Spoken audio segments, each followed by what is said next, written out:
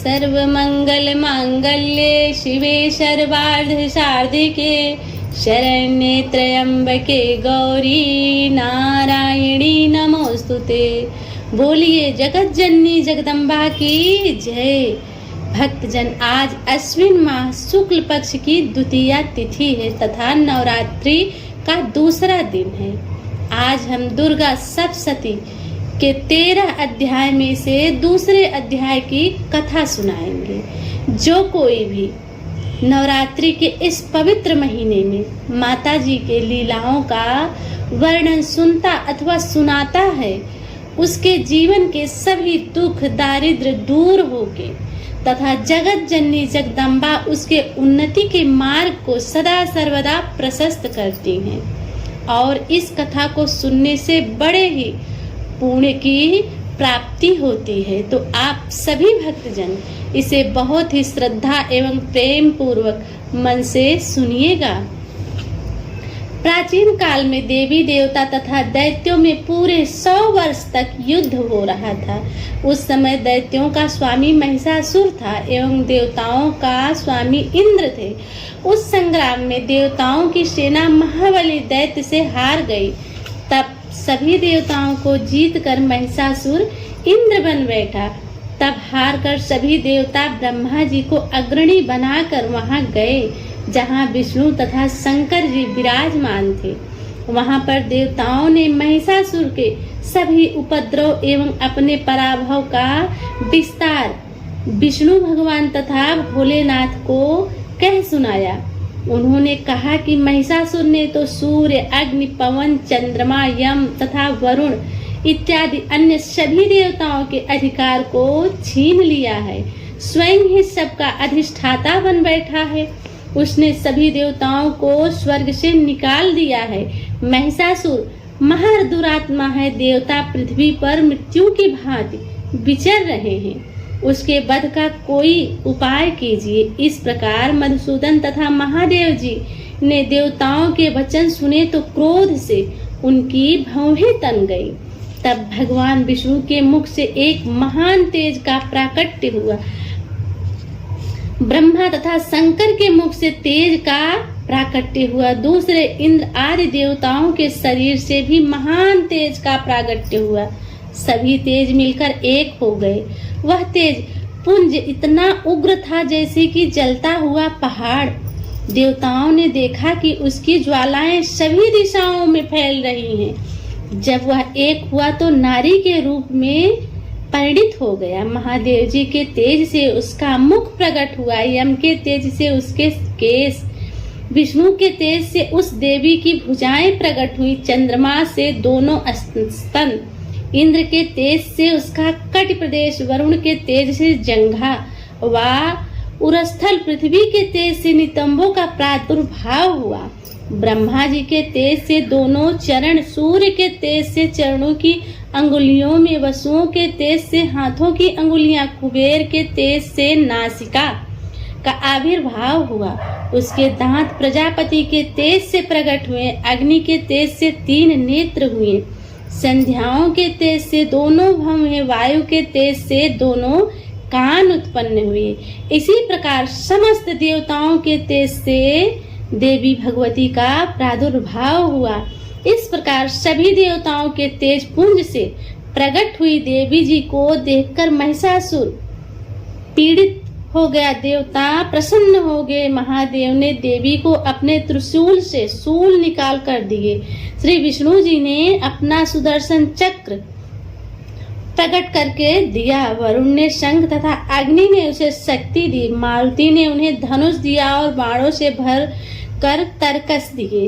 देवराज इंद्र ने अपने वज्र से वज्र पैदा करके दिया। फिर सहस्त्र नेत्र इंद्र ने ऐरावत हाथी से घंटा दिया। यमराज ने काल दंड से दंड प्रदान किया। सागरपति ने रुद्राक्ष माला अर्पित की। ब्रह्मा ने कमंडलू भेंट किया। सूर्य ने भगवती के भी रोमकूपों में अपनी किरणों को प्रदान किया। काल ने तलवार और उत्तम ढाल अर्पण की। क्षीर सागर ने हार तथा कभी ना पुराने होने वाले 2 वस्त्र भेंट में दिए। किए हुए इसी प्रकार चूड़ामणि, दिव्य कुंडल तथा 2 कड़े भी भेंट किए तथा चमकता हुआ अर्धचंद्र सभी देवताओं के लिए, बाजूबंद चरणों के लिए नूपुर और कंठ के लिए सर्वोत्तम कंठुला भेंट किया। इसी प्रकार सभी अंगुलियों के लिए जड़ित मुद्रिकाएं प्रदान की। विश्वकर्मा ने निर्मल परशु भेंट किया और अनेक रूपों वाले अस्त्र, अभेद कवच, मस्तक तथा गले में धारण करने के लिए योग कभी न कुम्हलाने वाली कमलों की माला जलित से उसे बहुत सुंदर कमल दिया। हिमालय ने वाहन के लिए सिंह एवं और भी अनेक प्रकार के रत्न भेंट किए। कुबेर ने सुरा से भरपूर पात्र दिया। सभी नागों के स्वामी एवं पृथ्वी धारण करने वाले शेष जी ने महामणियों से सुशोभित नागहार दिया। इस प्रकार सारे देवताओं ने भी आभूषण एवं आयुधों के द्वारा देवी जी का सत्कार किया।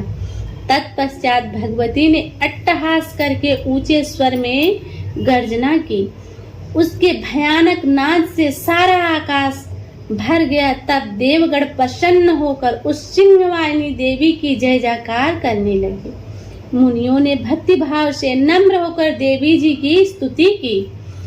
इधर देवताओं के शत्रुओं ने सारी त्रिलोकी को क्षोभग्रस्त देख तब तो वे अपनी सारी सेना को कवच आदि से तैयार कर अस्त्र शस्त्र ले झट उठ खड़े हुए।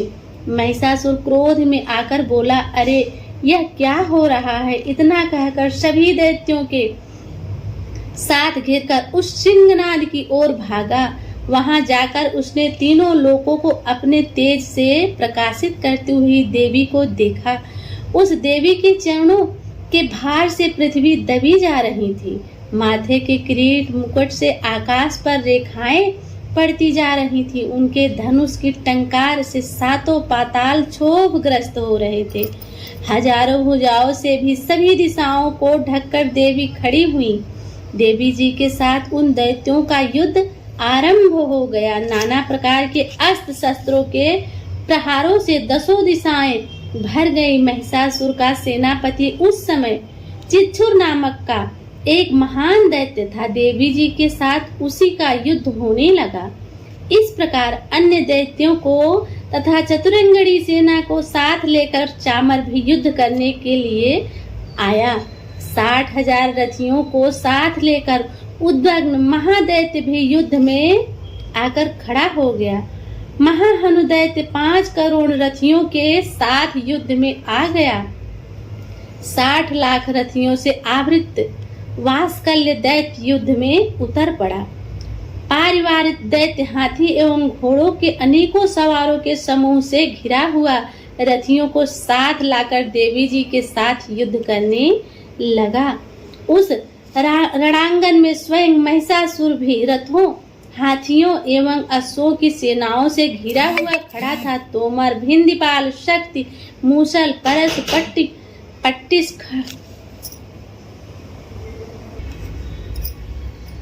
कुछ दैत्यों ने देवी जी पर शक्तियां छोड़ी एवं दूसरों ने पास फेंके।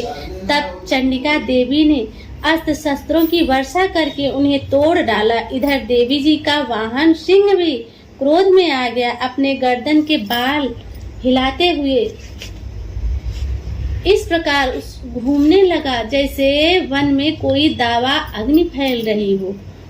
उस युद्ध भूमि में युद्ध करती हुई अंबिका ने जितने श्वास छोड़े वे ही झटपट सैकड़ों हजारों गढ़ों के रूप में परिणित हो गए।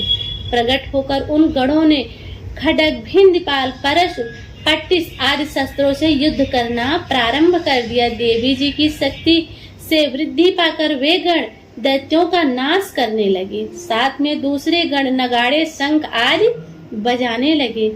महती प्रसन्नता से देने वाले उस युद्ध रूप उत्साह में कुछ एक ने मृदंग बजाए। तब देवी जी ने त्रिशूल, गदा और शक्तियों की वर्षा से तलवार आदि शस्त्रों से सैकड़ों महान असुर मार डाले। दूसरे कितने ही दैत्यों को घंटा के भय प्रद नाद से मूर्छित करके मार कर गिरा दिया।